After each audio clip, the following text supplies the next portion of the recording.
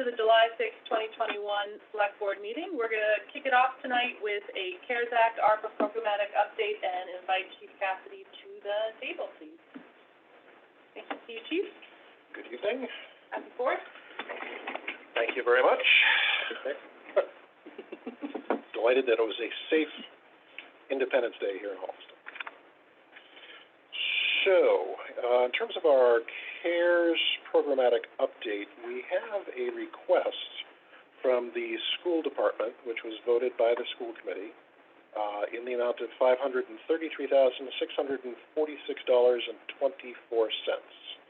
It had 4 or 5 different components to it.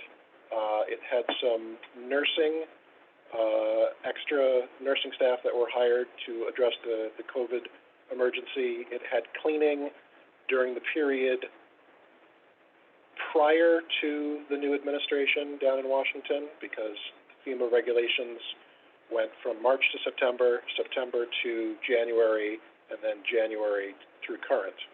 A third category was cleaning after the inauguration, and then there were 2 which were designated by the schools as other. And once again, there was an amount that was before the inauguration, and there was an amount that was after the inauguration. Based on the prior votes of the board, we were projecting approximately $142,000 being left in CARES as of the end of the period of performance in late October. But the schools did remind us that they had previously requested, and the board had affirmatively voted on March 1st and January 11th for $100,000 for pool testing and $15,000 for testing equipment and supplies, which they are no longer going to need. So if you were to back out those 2 authorizations in the amount of $115,000, add that to the $142,000 that was estimated to be remaining after all of the other projections and obligations that the board has voted, that would bring us up to about $257,000. In looking at the pivot tables and the spreadsheet from the assistant superintendent, it would appear that we could probably cover the majority of that $257,000 with CARES, and then the remaining $275 and change in the FEMA reimbursement account. So the way the DLS allowed municipalities to set up their chart of accounts relative to the CARES funding, there was the CARES funding, and then there was the FEMA funding, and acknowledging the fact that early on it was going to be a 75-25 split, and then for eligible expenses, and then as of January 21st, a lot of expenses became 100% reimbursable. So you are allowed to basically run that FEMA expense account in the red in anticipation of future reimbursement.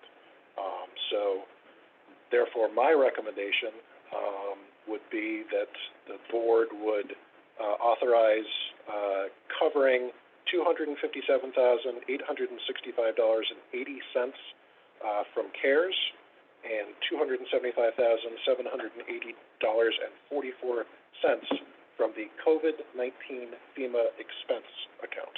And I can give you that account number if you need it for a motion later on. We will take some questions and then see if there's anyone on the call. And then a lot of numbers floating around there. Yes. So I may be asking questions that revisit some of the statements just made. But first, are we compelled to look at the request tonight because of a time frame of needing to clean up or charge back costs? Talk a little bit about the timeline, Mike. So we've got a couple different timelines that are in play. In other words, why now and not October? Because the fiscal year books need to close, and normally the accountant would be closing out accounts after July 15th. So the hope is that we can clear up FY21 expenses, allocate them to either CARES and or FEMA reimbursement so that the school can reconcile all of their accounts with the accountant so that the new fiscal year 22 can start. Is Specific to that on the FEMA as well, is that the schools will not be able to apply for a FEMA reimbursement as well as the town side, and that is part of the reasoning behind some of this. Got it. If we do this, does this yield a favorability for the schools to close FY '21 that becomes free cash? So, Gotta be yes. the answer is yes, but there are other, reserves of, specific to the school committee circuit breaker, those types of school committee specific things, that if we don't look at CARES are gonna need to be tapped potentially in some of these instances. I think one of the things, as I think you were alluding to as well, is it allows us, through the FEMA aspect of this, to leverage more of the 1.3 million, if costs that they would otherwise have to absorb on the school side, are not able to be sent into FEMA for reimbursement, but we are able to by taking that on through CARES. It allows us to leverage more than the $1.3 million. Do we happen to know where the schools stand on ASRI? Have they spent down that? They are out of ESSER 1 and 2 months ago. So the cleaning cost that they were saying was before the inauguration. That was after they had already expended their ESSER funds. Is ESSER 3 associated with ARPA? Or is that CARES? No, it was same $1.9 trillion relief package which authorized ARPA, and that has a period of performance not quite as long as 2024 as for ARPA, but they have not. Have they applied for it? Yes. Okay, all right. ESSER 3 is, I believe, lined up to be about $450,000. Which is consistent with the other ESSER tranches, yeah. I just wanted to find out where they were in the sequence of 1, 2, and if they're done, that's great. Yeah, one and 2 are fully expended. So Tina, Ben, as I see it, we are kind of following through with the plan, that we talked about last year, when we collaborated with the schools to talk about our resources, their resources, and we made a commitment to help the schools as much as we could. We certainly have. And now as a community, we have the chance to, the right word, optimize the resource, by moving those school expenses into our surplus and still give us some wiggle room to finish the CARES obligation through October, to the tune of about $200,000. Is that about right? No, we would pretty much be zeroing out our anticipated CARES balance, with the exception of any prior votes that the board has taken which weren't fully expended, and so we certainly can review those and see if there's anything, but that's going to be de minimis compared to some of these numbers. Those would be like unexpended funds. Yes. An encumbrance. And do we have any, well, that was my next question, do we have any obligations against CARES that were part of the operating budget for FY '22? The board had made a conscious effort to move some expenses to CARES, and those are reflected in votes and already in my projections through the end of October. Trash. Last week. Yeah. Is that in there? That the $60,000 was included in the spreadsheet as well. So yeah, $60,000 for solid waste, and also the reversal of the $22,000 for unemployment. Okay. Both of those were. So it's July 7th, July 6th rather. If we have any kind of a surge or variant impact in Holliston between now and October, we go to ARPA for that path. We're ARPA dependent, yeah. We're ARPA dependent, and that cash is on hand. We have received $750,000-ish, which is about half of the NEU payment that we were assuming, which is the direct payment we get, and then there will be further funding that will come through the Middlesex County process later. So this seems perfect to me. Well done. It's an orchestrated outcome that I think we envisioned. I'm good. Thank you. Okay. Ben? Just one question. John asked a few of my questions. Asked one, the other one. My only question really here is there any risk in spending this down to zero? Like, I mean, realistically, absolutely, I agree with John. This is what it was intended for. You know, I'm on board with the intentions here. I just want to make sure we don't have any risk of the spending. Sure. Our biggest risk at this point is, I have always been very conservative when considering whether or not something was deemed to be FEMA eligible. Just like all of the other A&F guidance, Treasury guidance, and FEMA guidance has evolved multiple times during the last year and a half.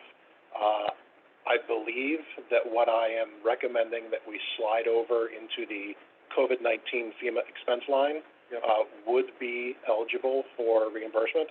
I also will work very closely with the assistant superintendent to determine if there are any other expenses that we can apply for reimbursement on behalf of the town to, as was earlier mentioned, really optimize our utilization of the federal funds. But if something is deemed to be ineligible, we therefore would have an expense against a line for which we did not subsequently have a revenue to match that.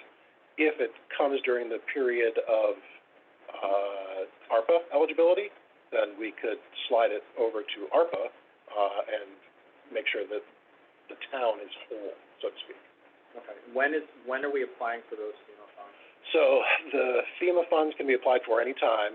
The reason, as the town administrator indicated earlier, that the schools can't apply for reimbursement is because we filed on behalf of the town to be the entity to apply for all projects. Right. And we can break this up into a number of projects. What I would envision would be a project for PPE for the town, a project for cleaning for the town, a project for cleaning for the schools after the inauguration, because there is a threshold limit for projects which allow them to basically be in a fast track, but there's no limit to the number of projects that you can apply for.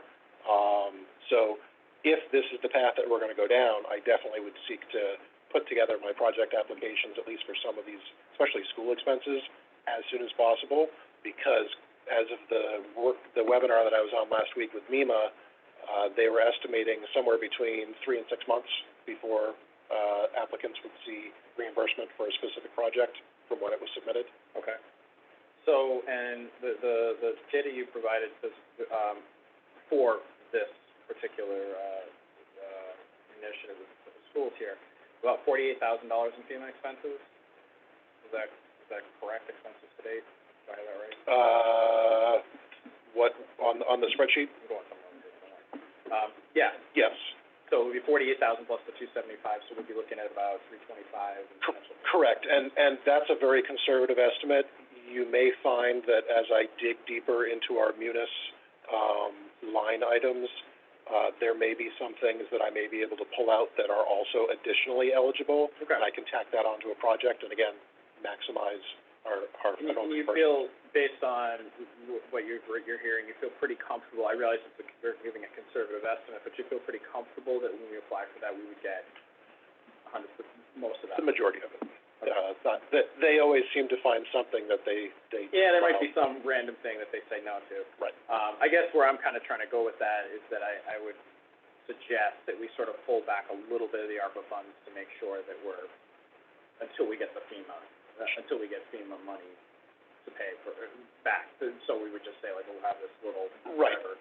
and the ARPA steering group, and this will be discussed later on during Yeah. one of the subpoints of item 1 on the agenda, but, they'll be meeting soon, and I think that would certainly be an appropriate thing for us to recommend, having sort of a... Yeah, I mean, if it's 3 to 6 months, we probably wouldn't even have a decision on what we were gonna do with a lot of the ARPA money anyway, but if we said it's 325, we hold back 325, that's not the right number, but we hold back some just to make sure until we get the FEMA money, then that, to your point, there is a revenue stream that's been allocated for these expenses, and we're not trying to quickly pivot to something we're not prepared for. And even once we're into ARPA spending, there may be some things that would also be FEMA eligible that we initially are paying for ARPA, so we can be going through this exercise again until the... FEMA will be in our lives for the next 2 years. Until the disaster declaration is closed out with a specific end date for the period of performance. Okay. So I'm comfortable with these expenses, in general, so I feel pretty good. Thank you. I'm all set. Okay. The only question I have for you, Chief, well, to confirm something, but you said it earlier, I just need to come back to it. This board can authorize spending tonight in excess of the remaining balance we have in CARES, in the CARES account, because you're allowed to do that if you are also targeting or tagging the FEMA, because that's my one question, is the board tonight, you're looking for us to approve money we don't have. Correct. So the DLS guidance, at the beginning of the CARES program did, issue a bulletin which explained how, cities and towns could set up their accounting, their chart of accounts. Okay. And so you would have your CARES expenses, it was COVID-19 CARES CVRF expense, and then you could also have your COVID-19 FEMA expense line. And as with other federal programs, which are often a reimbursement program, you're allowed to run that in deficit in anticipation of the revenue coming in. Okay. So the vote you're looking from the board tonight is going to be to spend that remaining $142,000. It will be, yes, so you would need to revote your 115 that were, what was previously earmarked for other school purposes, Okay. to bring it up to the 257, 865.80, and then also authorize the 275, 780, 44 under the FEMA reimbursement. Okay, you're looking for that tonight. And to be clean, you probably would want to, either in your first vote for the CARES funds, or as a separate vote, just vote to either rescind your 115 authorization from, March 1st and January 11th, or, just acknowledge that you're reallocating those funds previously set aside for the schools. Okay. We have not yet, I think that's the thing that's catching me up. I don't recall that we voted to submit FEMA reimbursement. I might be overthinking that. You don't normally vote that. Yeah, okay. With other federal disasters that we've had over the years, I just do it as my normal course of duties. Do we have that motion prepared?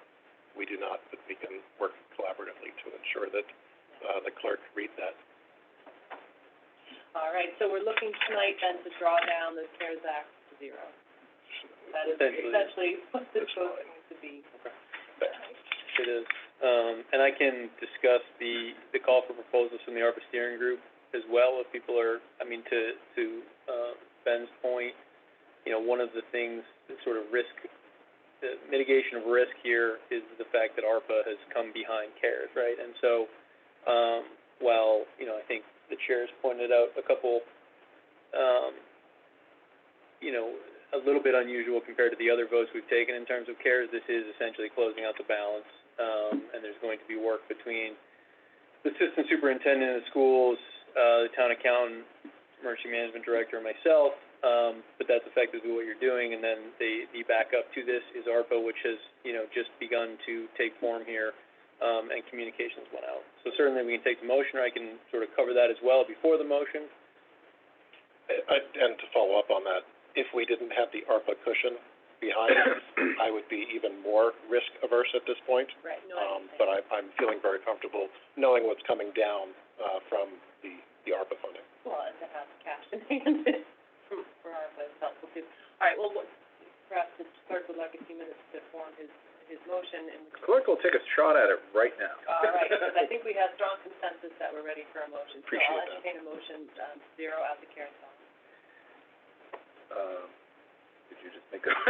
No, you need to read it, and you need to read it. Subject to the details as follows. Therefore, going forward, I will make a motion to apply, $257,865.80 in CARES-related expenses against the CARES account, $275,780.44 in FEMA reimbursements against the CARES account. Within this expense, the board acknowledges the repurposing of $151,161.65 previously approved for nursing care associated with schools. Point of order. It's actually $115,000 previously voted. Would it be correct to point out that the author of this email transposed the number? No, so the number, the nursing number, he was saying most of that could be covered by the 115.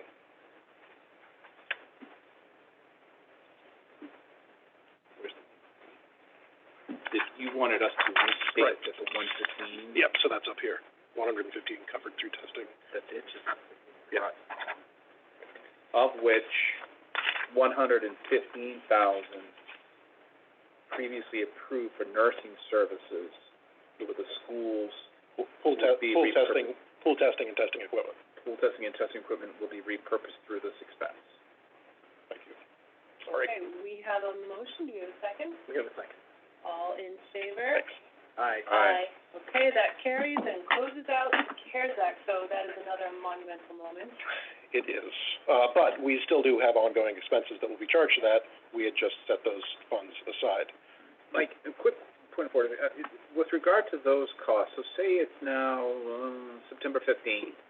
We're heading into the October time frame of killing CARES completely, and we realize that out of those encumbrances, there's another, I don't know, $5 or $10 grand that's hanging around. What will we do? We could look to do another solid waste or recycling. We could check in on the unemployment. So there's a waypoint coming up where we're going to finally reconcile. We'll have another conversation on those unencumbered funds, but those encumbered funds that would have to lapse or something, right? Okay, gotcha. Thank you. It'll be in smaller dollars, quite honestly, than ARPA, but we could potentially come back with some availability. Thank you. Sorry. Thank you. So with that, I'll also just cover sort of the communication that went out on the second avenue here. So the ARPA steering group has a representative of the school committee, the FinCom, the select board, superintendent, town administrator, and the emergency management director / fire chief. And a communication went out to all departments, boards, committees, and then was also printed in the Holliston Reporter for any organizations that may have applicable ARPA costs. So this is what was sent out and then posted in the Holliston Reporter. Just a couple things I'll point out. There's a little bit of guidance on what the available costs are for ARPA. There's also a fact sheet that went out with it, as well as a link to some MMA guidance for people to consider. But we really are recommending that departments, boards, committees talk to counterparts in other communities, ask what other people are doing as well, as thinking of Holliston specific ideas. There's a form that has been created, and I'm wondering if this is going to pull up on the screen. No, it did not, so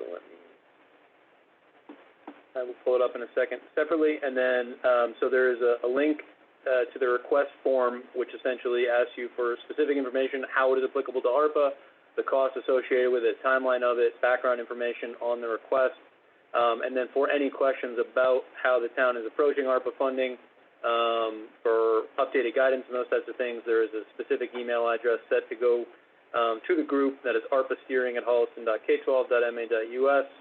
So with that, let me pull up the specific form.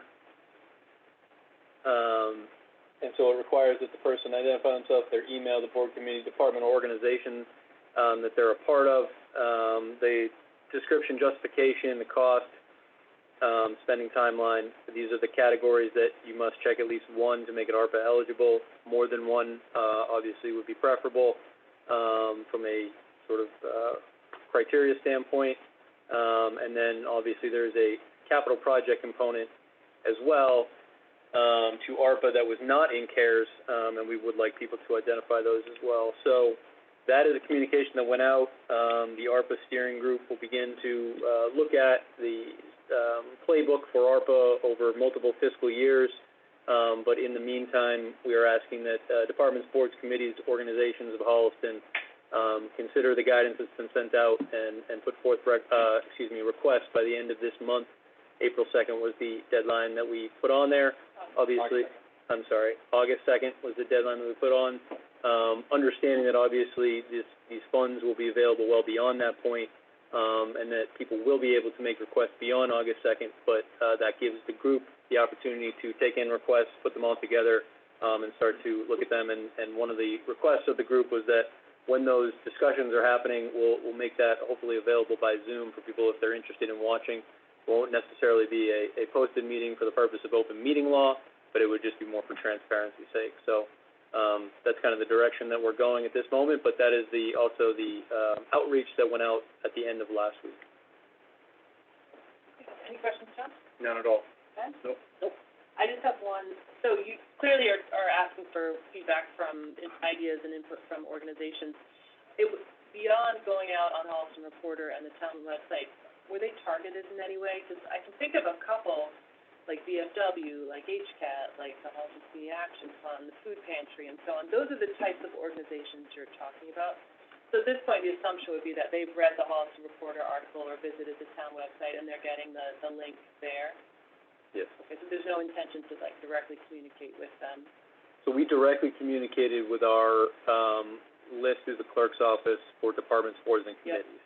The only outreach beyond departments, boards, and committees is through the Holliston Reporter, Okay. our website, and I don't believe we put it on Facebook, but we certainly can. Okay, okay. Because I would think that many in the community would not know how this works. Like, we're knee deep in it and have a fairly good understanding, you guys better than myself for sure, but I would think most community members don't know what ARPA is, including those that perhaps work with these organizations. So they may see something flash across that says ARPA, but I'm wondering if maybe a more targeted communication, if we have a way to do that, may be good. I realize I'm piling on work here as I say this, but is this something that a board chair or a committee chair or a department head could send out on their own for the organizations that they might work with? So like Jackie works with the Holliston Community Action Fund, Houston County Services, like, so how can we get this message out more broadly perhaps? That's sort of my question. Thank you very much. No, absolutely. So we can certainly look at that, and I will discuss internally as the ARPA steering group begins to meet, and I will try to think of other ways that we can do that. Okay, thank you. All right, so do we have any questions on CARES Act or ARPA programmatic update from the Zoom call?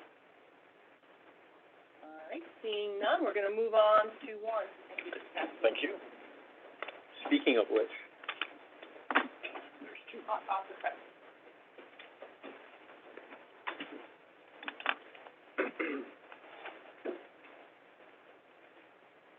Two warrants drops? I believe that usually at this time of year, when we're going from FY '21 to '22, you'll see one for one fiscal year and one for another.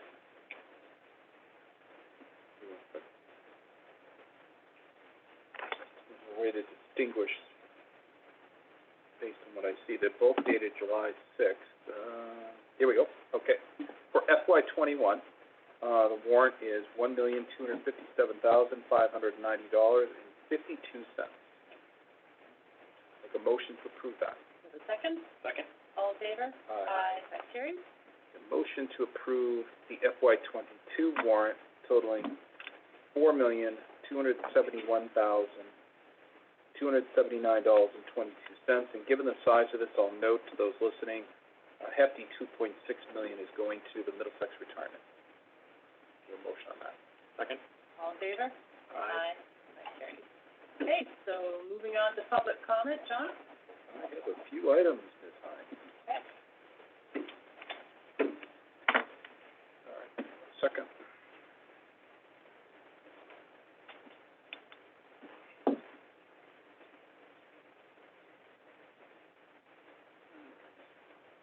The first, on behalf of the board, through you, Madam Chair, I'd like to recognize Sergeant Glenn Dalrymple, who officially retires today, July 6th, from the Holliston Police Department. Glenn began his career in Holliston on March 17th, 1986. He served Holliston community for over 35 years, 30 of them as a first-line supervisor sergeant. Glenn is a retired Army Ranger. He was a senior member of the Honor Guard, a longtime firearms instructor, supervisor of the newly updated Field Training Officer Program. He was the Department Elder Affairs Officer. He served as one of the department's bicycle officer, and he expanded the Coffee with a Cop program with Holliston seniors. Glenn is best known for his approach over the years to community policing and unmatched ability to care for the community, and is what we will miss most about him. So on behalf of the board, through you, Madam Chair, Mr. Sparrow, I'd like to thank Sergeant Dalrymple for his service to the community over 35 years. We will will not see the end of him, however, as he will be sworn as a special officer for the next 2 years and will continue to work construction details, but, we wanted to wish him well in his retirement. Thank you for your years of service. Just a notice, the Holliston Police Department will be sponsoring a blood drive on Thursday, July 15th. Speaking with, Chief Stone as this announcement was going to come forward, he wanted me to make it clear that, the slots are filled, which is remarkable. And upon hearing that, the American Red Cross is looking for expansion of the program, because back in, middle of June, the American Red Cross in Massachusetts put out the word that there was an extreme blood shortage. So Holliston is shining here. They were thrilled that we might be able to, they will add additional slots. So if you are interested, please reach out to the Holliston Police Department. They'll point you in the direction of scheduling an appointment, possibly bookmarking one for, blood drive on or after July 15th. Just wanted to note, as Mr. Ahern just did, that ARPA will have its first steering committee meeting this Thursday afternoon. Are those public meetings per se, or no? So the idea, is to get together internally initially, now that the information's gone out, and then more for scheduling than anything, so that we can create a schedule, and identify for people when, we'll be looking at the responses. So initially, this is just internal, more for scheduling, getting everybody rowing in the same direction, and then we will come out with a schedule, make it public of when we intend to have those meetings. Gotcha. Also following up with my other agencies, Public Works and Parks, I have a meeting on July 14th to talk with Parks about, some goals ahead, possibly including some consolidation efforts with the Department of Public Works. Try to reach out to Sean, he's on vacation this week. I did check in with Holliston Fire Department today, and nobody answered the phone. That's troubling, but that's a different problem, so we'll get to that later. That is all, thank you. John? I just have, one thing, not sure if, people have seen it yet, but I wanted to publicly, talk about the fact that the town now has a AAA bond rating, from Standard & Poor's. Southwest all around. So I wanted to, mention that, but I also wanted to really call out the financial team that worked incredibly hard to get us to this point.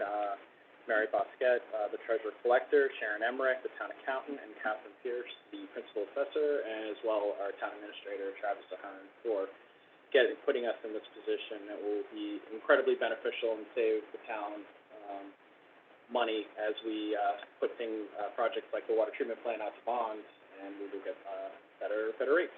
So I just wanted to say thank you to them and mention publicly that we've achieved this. Now we have to work to maintain it. You know, if I may? Yes, sure. I recall hearing the results of the bond call, rating call, a year and a half ago, it seems. We were close. There were a couple of elements that were still out of reach, and one of them was the capital plan. And Sparrow, I know you had a strong emphasis on that in your prior role, bringing that and giving that life, because it had been dormant for years. So thank you to you and Travis, obviously, bringing that into the sphere of the select board. I think that was a big piece of it, Travis. They needed to see some commitment to planning on the capital side. It was certainly a box that had not been checked, in the last call. A lot of effort, the capital subcommittee went into that. James Keast, myself, in terms of staff, Keith Bidet on the school side, and then Ben Sparrow representing the select board, and then Vin Murphy took over as chair for Tim Maxwell. So we were able to get that approved, up online, and certainly being able to point to that to S&P was excellent. I remember the Middlesex Retirement Fund, Stabilization Fund, being something that was talked about when you first started here in Holliston in the middle of the pandemic as we were preparing for that July town meeting. And I remember watching the discussion around that and seeing it come off of the warrant, but then seeing you put it back on the warrant. I remember feeling like that's absolutely the right step to take in the right direction to go for chasing down a AAA rating. And I remember watching it and thinking, like, this is going to be good for the town of Holliston. And so I would say that was probably a part of the decision to get us to AAA. And I think that took the dedication and focus of the financial team, which was really impressive to see. Yeah, I remember when I came in to town, I had seen that had been discussed and then not put on. I asked Mary Bosquet a number of pointed questions, and she answered them all. None of those answers changed, but I think that people needed to sort of be comfortable with the amount of work that she'd put into it. So when we put that together and when we put that on S&P's radar, it was clearly, that moved the needle as well. And again, a lot of work from Mary Bosquet. And actually, that money is now invested in Pritt, who also invests our OPEB trust fund as well, that balance. So, all of those things sort of together. Thank you. Anything else, Ben? Nope. I have two comments for public comment. The first is just to acknowledge that Holliston lost a very dedicated employee, although not working directly for the town of Holliston, was working for the school bus company, Holmes, as a bus driver for the past 12 years. Penny Lozano passed on July 4th, and it was shared with me by people that she works with for the school bus company. And the comment that was made, I just thought that this was really nice and wanted to share it, and thanks for Penny's service to the town, taking care of our kids. She's a real team player when team players are needed. So it's with sadness that we share that news. And then I wanted to move on as well. We received a call through the town administrator's office today asking why the American flags were not on the telephone poles this 4th of July, and we will look into whether or not there was an oversight in not having them flown, but in years past, this was not a decision made by the select board solely. It would be something that was brought forward from a group or a member within the community. So we'll certainly look to understand whether or not there was any oversight on the select board's part, and would go on record as welcoming the opportunity to fly the flags on the 4th next year if we are approached. So just wanted to acknowledge that. That said, is there any member of the Zoom call who'd like to offer public comment tonight? Okay, seeing none, we're going to move on to comments from the town administrator. Okay, so the AAA rating was mentioned. Press release was picked up by the Holliston Reporter, not the Metro West Daily News, and has been posted around town as well, or normal distribution for a press release. I would point out that while the press release referenced obviously the current and past select board, finance committee, and town meeting members who've played a significant role in the hard work and discipline that got us to this point, we also thank the finance staff that Mr. Sparrow mentioned, with Mary Bosquet, Sharon Emmerich, and Kathy Pierce, and as well as former town administrator Paul LeBeau. Mary Bosquet felt that he was integral in setting the stage for this, and then it was also pointed out from Mary and others that a former finance committee named Beth Liberty had also played a role in the development of policies that certainly were specifically mentioned by S&P, so I wanted to mention that as well. But again, as Mr. Sparrow mentioned and you all echoed, very appreciative of the hard work of the finance staff.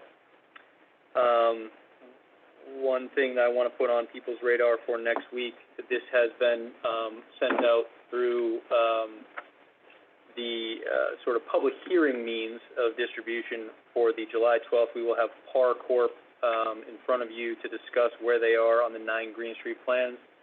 As people will recall, they were engaged to do a demo plan, which they have done and was approved at the annual town meeting. They were also engaged to do a site plan and a stormwater mitigation plan, and that's really what they'll be presenting to you. Again, there is not a public hearing requirement here, but we're going about that just to ensure engagement of any of the neighbors in the area of 9 Green Street and the community at large. So that'll be July 12th on the select board agenda.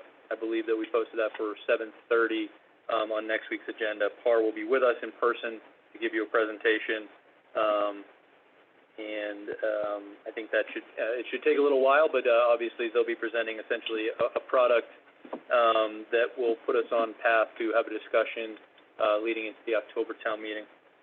Travis, if I could just weigh in on a little editorial there. This is another example of how the remote meeting hybrid is working.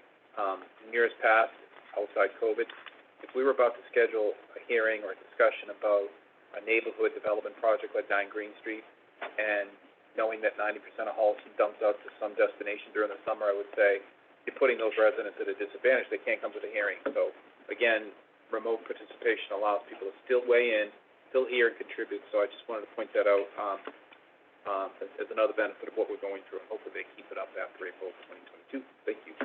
Absolutely. And so, obviously, through an abutters list type, public hearing, we sent out mailings, but I think, to your point, we can try to push it as well so people have it on their calendar if they're interested in the 9 Green Street property, which is in the downtown area of Holliston.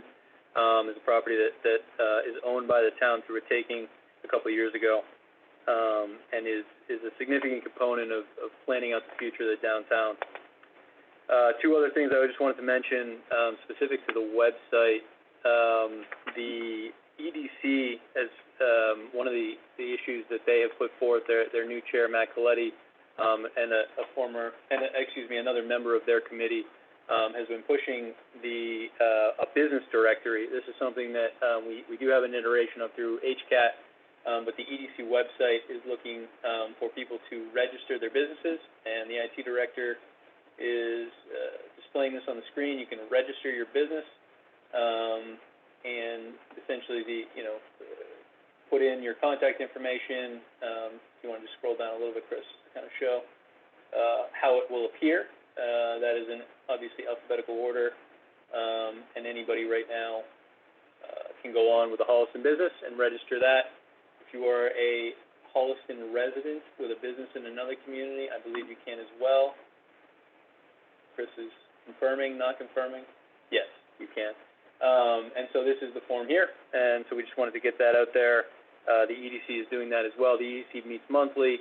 We'll have a meeting next week for their July meeting, but this is an effort that they've put forth at their last meeting, and we would like more businesses to obviously register, so that we can have a comprehensive business directory available to the EDC. Any questions on that? One other item new to the website, as my wife and I were going to the farmers market on July 4th, my wife went to look up information on the farmers market and found the Facebook page from a few years ago. So again, the IT director, being nimble and consistently getting emails from me about things I'd like done on the website, has put up the Holliston Farmers Market through, again, the Economic Development Committee website. If you'll remember, the EDC was helpful in helping Mr. Blair with the business model of the farmers market. This is a map of parking that had been looked at by Lieutenant Larini. You can just scroll up a little bit, Chris, as well. If you are a vendor looking at the farmers market, Mr. Blair's email is available there as well. Did the town administrator's wife receive an excuse of who was responsible for that oversight? I think I had to take the blame. I think that's the point. Yeah. Gotcha. Go. It was, I didn't have a good answer when she asked me why she couldn't find anything available, except for the coverage through the Holliston Reporter of when we discussed it previously. That is what comes up on the Google search. So, hopefully this will be more helpful for anybody looking, especially from outside of town coming in, especially, to be able to put in something into the GPS, where to go to park, to walk to it, and then obviously, as I saw on July 4th, quite a bit of foot traffic coming through the area due to the trail. One other, so those are the two for the website, and then one last thing, I believe, I don't want to steal the thunder from the Parks Commission, who will be discussing at their meeting as well, but they're very appreciative of work that was donated to them for the Pleasure Point area tree service through Simpkins Tree Service. Donated some work to them. They are very appreciative of that and mentioned it. I will put together the form. We'll try to quantify essentially the donated services, but we're very appreciative of Simpkins Tree Service for their work at Pleasure Point, which was donated. And that's all I have. Tina, when Jeff was here before, he was very active sending out letters on behalf of the select board, thanks for their donated services, so forth. I think this would be a good space to ask the TA to draft a letter from us to the donated services of Simpkins, publicly recognized in that way. Yep, and on behalf of Parks and Rec. wouldn't mind, Travis, I think it's Well, appropriate. I think there'll be some more coming too. The community farm has some donated work, for the building there and the structure around it, so, okay. It's a good Absolutely. process. That's all I have. Okay. Moving on then, thank you for that, Travis. So we're gonna talk about the preliminary survey results for future reuse of 260 Woodland Street. So it sounds like it's been active, but I think we're all curious to get an update and some of the early data that has been coming back. Yeah, so I think one of the things we're gonna have to determine, I think, you know, when we first discussed this, and that might have been last week, but my weeks are blending together, we were saying, you know, if we need to get more responses, you know, we'll sort of do this in waves of public outreach to make sure we get the most responses. This is 400 now, above 400 responses, so I think we should discuss sort of the timeline of when we'd like to close this and have a final discussion. But I did just want to show you some of the metrics that we have here through the survey. The questions that were originally asked, for the most part here, these are not students, but as you'll see from the next question, about 3/4 of them do have school-aged children. Okay, Do you sorry. think there's a 40-minute time limit to this meeting? I don't think there is, and I don't think anybody watching on Zoom realized that we couldn't see our own screen there, so. Okay, so the first question of do you have school-aged children, excuse me, the first question was, are you a student? And the majority of, the respondents are not, but they, 3/4 seem to have school-aged children. A good split of dog owners, majority will use the trail. And then on the question of how we set this up, essentially, would you support town resources? The questions, or the offered solutions were, yes, within reason, no, under no circumstance. As you can see, yes, within reason was certainly the more popular choice. No, under no circumstance was not popular. And then there is a variety of specific responses, which was allowed as well. And so at this point, I think, again, 400 plus responses, we can look at sort of how that is broken out by the specific ideas. Also, we gave people the ability to provide their own ideas, which there were some consistent themes that we could also discuss and bring back. But at this point, with 400 plus responses, I think the question is sort of, do we want to make a second wave, push this out again through other means, or are we looking to allow it to be open for another week and determine this next week? So I'll just say, I thought this question about do you support town resources being used is going to be a tricky one. I wasn't quite sure what we were going to get back when that was drafted, so I'm glad to see that there's a pretty profound majority on that one in support of.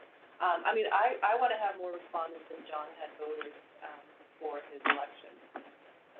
You know. It's all task, Tina. I would argue that we keep it open for a little bit longer and that we get it out on social media if we haven't already, but I'm also very pleased with 400 responses. I think that's a pretty significant number. What I would compare that to, and I shared this with you, Travis, is I think Parks and Rec had done a master plan, and they'd done a survey like 2 or 3 years ago, and they had, I believe, around 300 respondents. The only other survey that I've seen that was really tied to some big town process was the master plan that was done in 1999, and that had around 800 respondents. So I'm feeling really good about 404. I don't know how John and Ben feel, but I see no harm in having it up for another week unless you think, Travis, there's a decision that needs to be made that time is essential for. No, I think if people are comfortable in the 400 plus range, I think the next step really would be, when do we want to have the conversation on putting wheels in motion on a future use? I can try to, if we're comfortable in the 400 range, the IT director, myself, or somebody can begin to break it down and look at the other ideas that were suggested outside the 3 that were presented, put those together and then put something on a future agenda, whether it be the 12th, 19th, or beyond, to have a discussion and potential next steps conversation.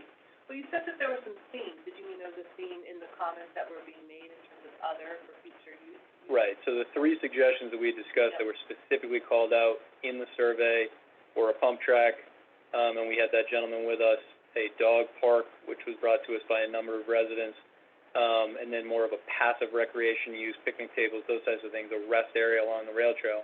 And then we left it open for people to suggest anything beyond those three ideas. I want to say an amphitheater was suggested multiple times. I'm trying to think of the other one that we were discussing earlier. A splash pad was suggested multiple times, and so we could obviously discuss that as well. I don't know that redoing the survey to add those as suggestions is probably necessary at this point, but, could be part of the conversation. Could I, one thing I noticed is that so the initial question, what would you like to see done? Priorities, 5 greatest value, 1 having the least value. Could we add to that particular chart just like what the average is? I do have the averages, yeah. So I pulled the data, and looked at it as an average. And again, this would have to be cleaned up, to be sort of the final. This is preliminary. But the average respondents, let me just pull it up here. 1 second.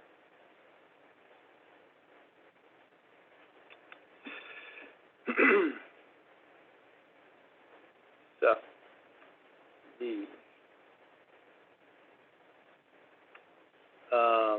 okay. So the dog park, then pump track, then rest area had average responses in that respective order of 2.56, 3.13, 2.64. So I wouldn't say anything sort of runs away with it. And I think, again, I'm going to have to go into this. There's a couple, any duplicates of those types of things that need to be removed. But they're in the same general part. And then there's quite a few who are clearly, this is the favorite, and therefore this one is not. But that's just the way that we'll have to look at the data. But we can clean up the data, obviously, and have that available. But to that point, it's when we want to have that conversation. If we'd like more respondents, if we'd like to just get into breaking it down, that's really up to the board. I would say leave it open a little longer. I think we give it a little bit of time because there's people are still responding. This morning, like when we got this the other day, it was 300 and something, or 400. Maybe give it a little bit more time. There's no harm in a couple more weeks to see that. Yeah, I would agree. Why don't we settle on that, Tina, and then he can put up on the website, we'll close on such and such a date, so the users have an idea of when the window closes. But I agree with Ben. My question is, how are you going to bring it back to the board for next steps? Like, are you going to bring back a sort of statistician summary of the data? Are you going to be looking for the board to interpret the data? Are you going to be looking for, I'm just curious how this is going to return to the board. So we have the metrics as I just showed them, and then we have a breakdown including all of the comments. So I would think that, I'll provide you both, right? A cleaned up quote-unquote version and then the raw data, and depending on how much, where you lie on that, just for the conversation more than anything. And then from that, next steps really can go in a number of directions depending on the choice, right? If there's a cost to the town, we're probably looking at a warrant article for October. If there is a private interest in it in terms of, somebody can raise the money for X, Y, or Z, that's a sort of a separate track to go down. But I'll know who to engage, and what steps to take based on the direction from the board. I have a similar reaction to what Travis's response is. I think once the results come in, it's just another variable for the three of us to think about. For example, if the results uniformly said we need to put a fish processing plant in there, of course we're not going to do that. We reserve the right to make the choice that we think is right. But using the data and the feedback, which so far looks very vibrant and very, diversified, I think there's a lot of different ideas growing out there. I think we take that into account, because I think the next steps, you're right, could be October, but I'm thinking more like the spring, because in all likelihood, if we settle on an idea or a concept, we're going to need help trying to get that concept into design phase and estimate phase. This is the same thing that the Blair Square went through, and we don't want to just leave it out there to say, okay, we want to do a fish processing plant. It's going to cost X dollars. It's going to be a thing, and we need help getting there. And that might be the formation of another committee or somebody to pull together estimates of cost for whatever we do. So you're the one who suggested fish processing. Now we know. So I think the survey results are gonna be fun to go through, but they're informative, they're not decisive. Right. That's at the beginning, so. But I love the volume so far, that far exceeds my expectations. So I think a couple more weeks, like Ben said, that should be sufficient. Would that be the 23rd? So the 19th, 19th. You did 2 weeks or 3 weeks? tonight's Tuesday, I believe the Monday is the 19th. That would be, When did it go up, Travis? What was the date it started? It went up the Tuesday after our meeting, so that would have been, just a week ago. Yes, 400 responses, for a survey, and again, we've been utilizing Mr. Mayo quite a bit in this capacity, but this is a response that was beyond, my expectations in this period of time. I would advertise it for 4 weeks, that's just my survey brain thinking. I think it's a good sample time. reasonable to say, like, maybe we say, like, closes on August 1st and then discussion on that. Whatever 4 weeks is from the day they put it out there. Good. You can do it 4 weeks? and then we'll have a push, to, notify the public that it's out there still. Yeah, we'll refresh that Yeah. outreach. HTV gets a ton of traffic on their social media, on their Facebook page. If they have not already posted, I would say we ask them to, they probably have a vested interest as well in what the community hopes to see for that spot. So they may be a good place to It's true. probably post. Okay. Thank you. Thanks, Travis. Thanks, Travis. Thank you, Chris. So moving on the agenda, we're gonna do a fiscal year 2021 year-end transfers as needed. So I think, Travis, there was nothing needed, is that correct?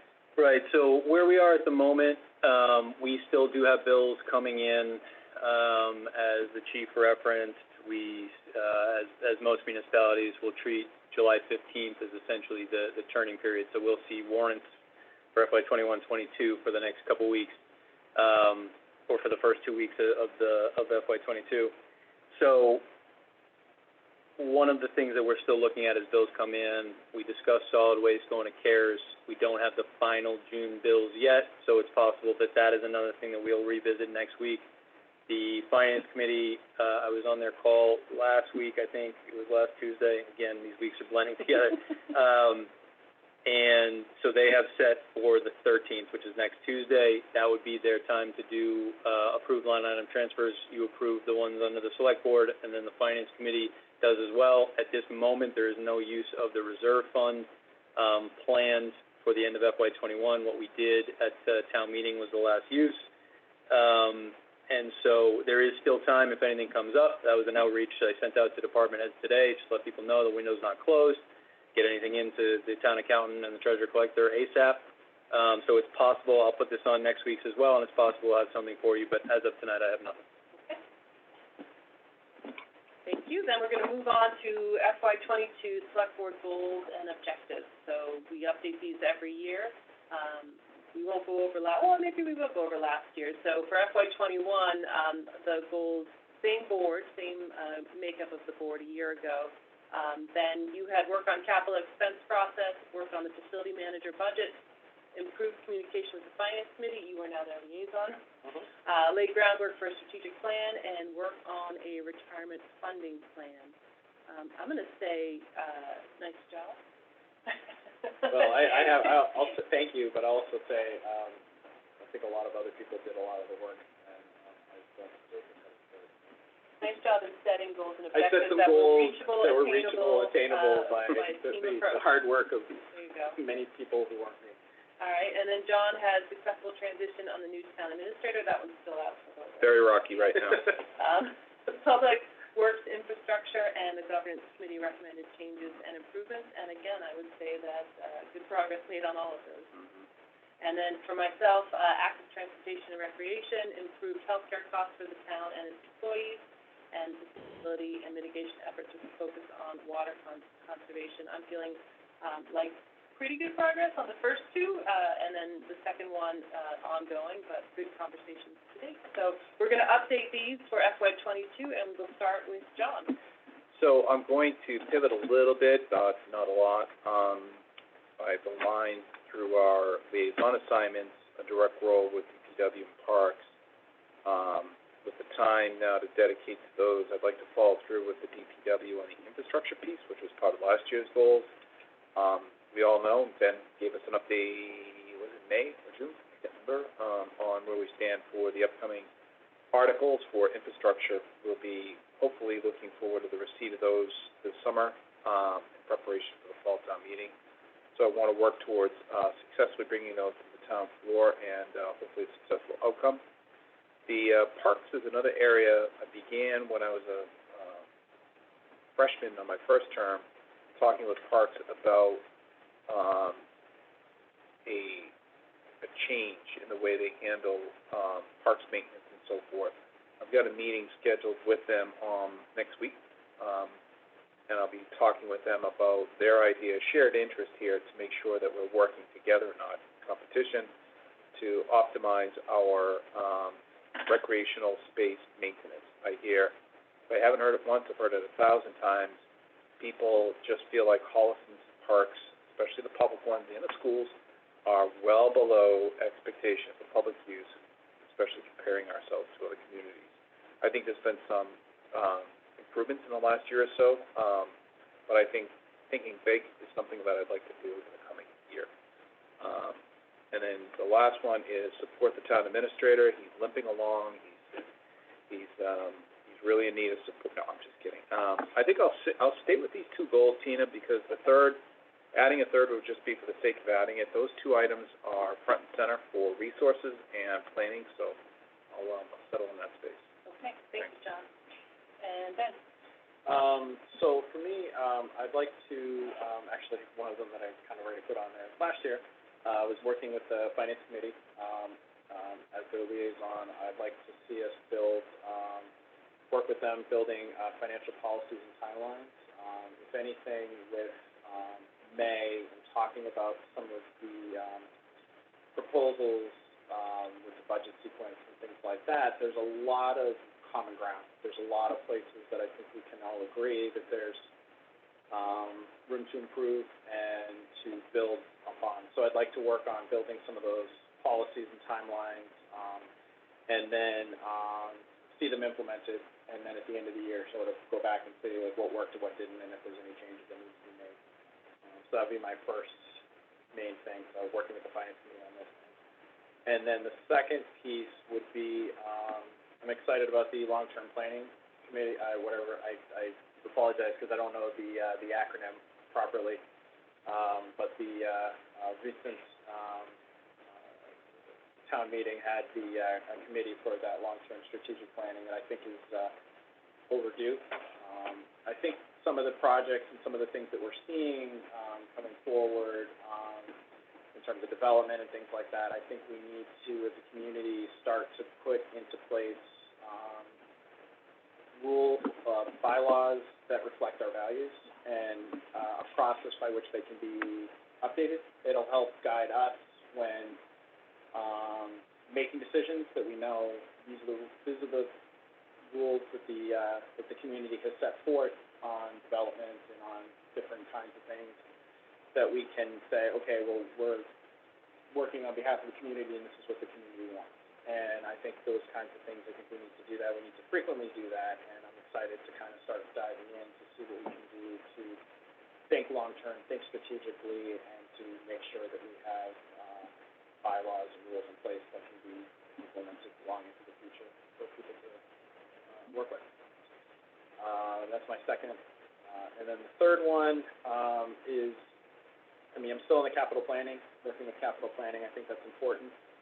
I would argue, too, just to sort of piggyback a little on John, and maybe even ask John about that, is that if we're going to talk about infrastructure, I think we need to make sure we have those infrastructure projects in the capital plan, like specifically. We actually can sort of say, here's how it is, and I know we have some of those things already with sidewalks and things like that, but I think we need to really make sure that those are part of our capital planning process, and make sure that we, not in addition to making those plans, but we also, we're thinking about those things as important as a new roof or things like that.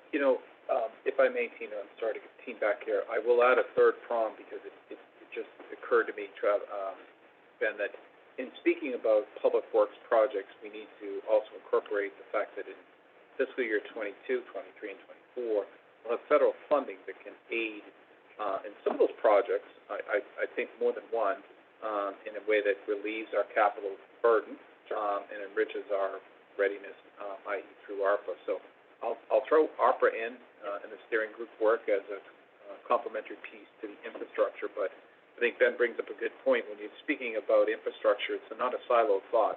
It touches on long-term planning, it touches on bonding, it touches on federal grant management, things like that. So there will be some cross-collaboration for sure on that, yeah. Oh, absolutely, absolutely. And I hope, I mean, I don't want to, one other thing that just, I hope that we can do is that we make sure that the results of these surveys and these studies that we're performing don't become binders that get dusty on the shelf, that we find ways to keep that data vibrant, alive, and actionable long into the future. I'd hope that we,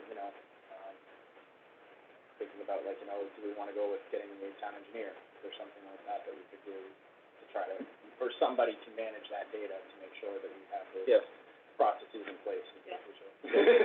I think we all kind of agree on that. So, anyway, I think those are the three things that I think are important and that I'm going to work towards, in addition to whatever else comes up, and, thank you. Okay, thanks, Ben. For my goals for the next year, active transportation and recreation remain at the heart of what I am probably most passionate about for a variety of reasons, and I'm going to stick with that one. I think that my role through being on the Traffic Advisory Committee, my role as a designated member for the Metro West Regional Collaborative, the work that I've been doing with the Complete Streets project, and then what I hope will be a more active role with the sidewalk study and how it moves forward and starts to be implemented. I think all of those play to improving active transportation and recreation in our community.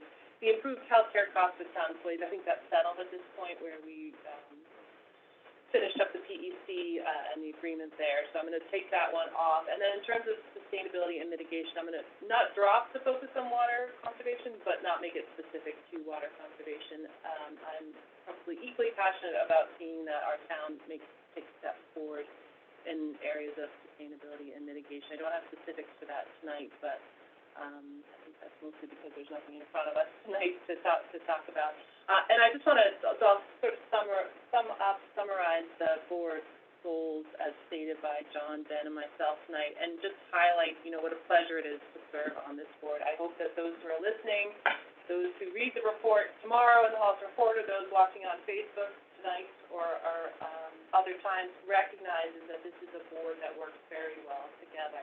And I can't overstate what a blessing I feel like that is. I think that the goals that you each stated really complement the work that the entire board is trying to accomplish together. So I hope residents see that. I hope that you recognize that complementary work that we're all doing, and then I hope you also recognize how this board is focused on a commitment to resident concerns. I think that each one of us have identified goals and objectives that really tap into what we've heard from residents say time and time again matters to them. And so I'll just summarize and say I hope that residents see that they have a truly representative board that are dedicated in working together to advance the concerns of our community. So that's all I have to say. Thank you. Thank you. All right. Charles, do you need anything more from us in terms of goals and objectives? Anything more for your to-do list? No, when Peg is direct the TA to do anything. When Peg is doing the minutes, we may just ask for clarification so that we get your goals and objectives perfect. But other than that, I think we're all set. Okay. All right. Thank you, then. We'll move on to board business. John, I think you have a couple things in your folder there. I do. The first is a request from the resident at 131 Union Street to widen their driveway. They made a request back in June to increase the driveway width from 15 to 20 feet. The request, as usual, was cycled through our Department of Public Works. Both Sean Reeves and Tom Smith have no issues with his request, so I'll make a motion to approve the request of the resident at 131 Union Street, that is Eleanor Duffy, to widen the resident's driveway from 15 to 20 feet. We have a motion, do we have a second? I will second that.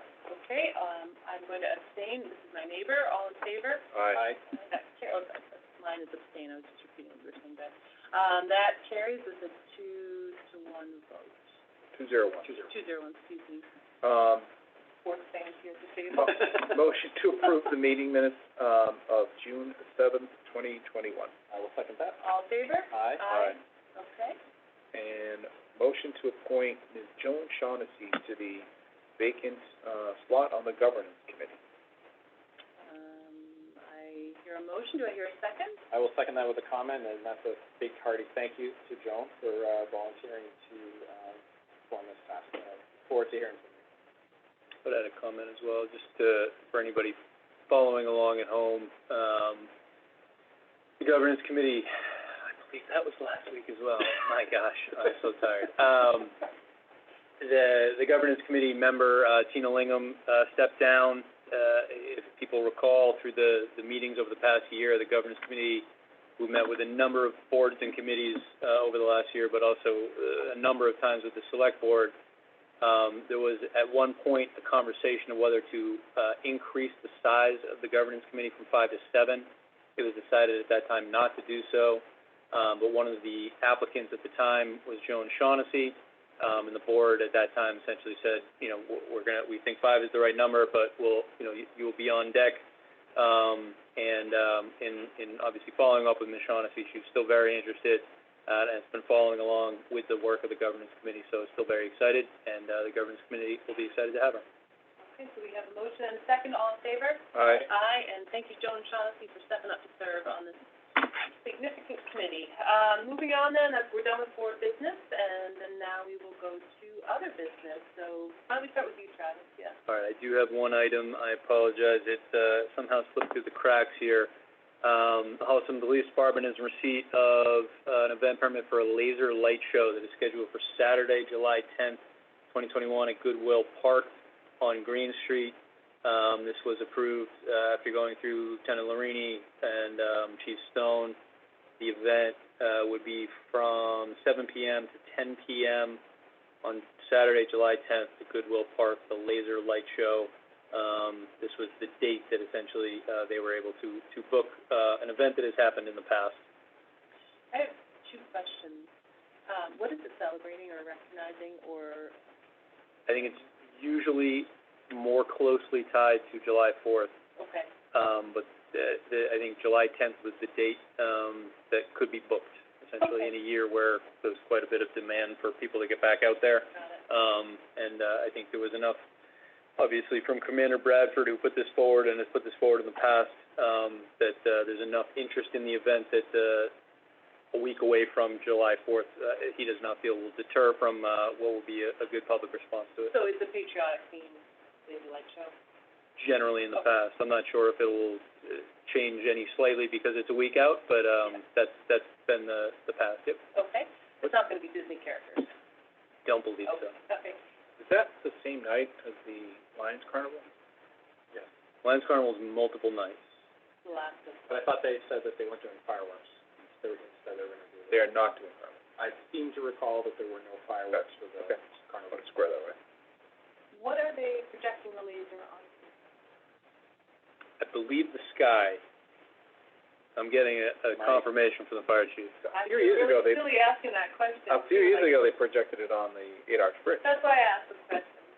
Thank you for the not eye rolling there, like, oh my gosh, the sky. How do you not know that? Because it was the 8-Arch Bridge at one point. This is a virtual experience. You have to kind of use your imagination. Okay. So, do you need a motion from the board to approve this? Yes, to approve the event permit for the laser light show scheduled Saturday, July 10th, 2021 at Goodwill Park from 7 p.m. to 10 p.m. Okay. I'm going to take that as the motion. So moved. Second? All in favor? Aye. All right. Anything else, Travis? That's all I have. Okay, John, anything for us? I'm good, thank you. Okay, Ben? Nope. I have one thing in terms of the farmers market. I received one communication from a resident regarding noise. The band being quite loud is what the complaint was. So I just wanted to bring that up tonight. I know you were there on Sunday, but I also know noise is subjective. So I'm just looking for those that are organizing the farmers market to be responsive to resident concerns. I only have a resident concern. I don't have a response from those organizing and running the, farmers market, so I will assume that they have been responsive and will be, at the next one, but I'm sort of not sure how we're gonna communicate as the board receives feedback, how and to whom do we communicate that information? I will speak with the organizer of the farmers market, Okay. who I did touch base with. I think the conversations the select board had, obviously, when the request was made for live music, was that even though the event is from 9, on, that the music not start before 10, you know, in experiencing it, I think, could it be adjusted down? I think there was amplification, and therefore it could be adjusted down, and, Okay. and therefore, I will certainly bring that conversation to the organizers. Okay, I'd like to see that happen. I mean, I think the risk would be that somebody says, hey, it's not loud enough, in which case you can be responsive to that as well, but we certainly have someone saying that it's quite loud, and it's a tight spot there, so if we can get a, attunement of the equipment, that would be good, and we'll see how that goes. And that was what so Ben and John, do you recall the same as I, that was how we were gonna go through this, sort of get feedback as it was coming in and tweak and... This is proof of concept period. In fact, what the farmers market's going through is also a test not only of the vibrancy of the farmers market going forward, but also about what kind of events can be held at the newly redesigned Blair Square. Like you said, Tina, it is a relatively small area within a condensed neighborhood, so we have to be respectful of both. Find the balance. Right. Okay. That was all I had for other business, so if there is nothing... I did forget, just an announcement, the Holliston Household Hazardous Waste Day is this Saturday, July 10th, 8 a.m. to 12 at Robert Adams Middle School, 323 Miller Street, and also there'll be no change in trash and recycling pickup this week. Regular schedule. Thank you. And don't you think those go into public comment on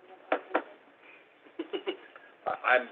You want to terminate me right away? I'd be happy. Make a motion for Mr. Sparrow to be the clerk. Is there a second? I would ask that the Holliston Reporter really hit that home in their coverage, as that is obviously, will be happening before our next meeting. The hazardous waste? Yes.